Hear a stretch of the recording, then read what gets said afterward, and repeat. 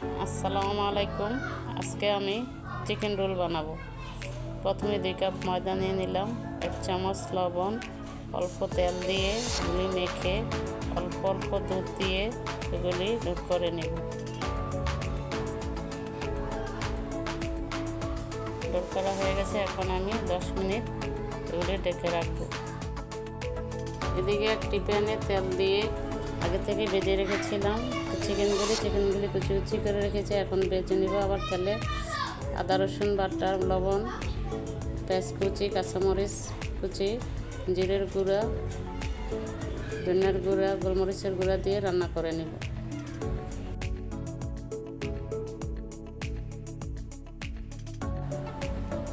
দশ মিনিট পর ডোটা আবার কিছুক্ষণ ডলে এখন কয়েকটি লিচি কেটে বেলে নিব। চিকেনের পুর দিয়ে রুটির উপরে চারিদিকে পানি লাগিয়ে দিব। এখন রোলের বাস করে নিব।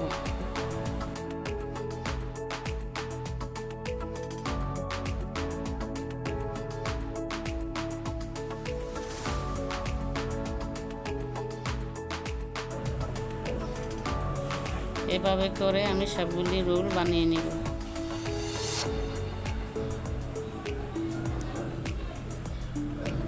বানানো হয়ে গেছে, এখন বিস্কুটের গুঁড়ো দিয়ে সবগুলি রোল মেখে নিব। এখন কড়াইতে তেল দিয়ে রোলগুলি ভেজে নিব। উল্টে পাল্টে রোলগুলি ভেজে নিব।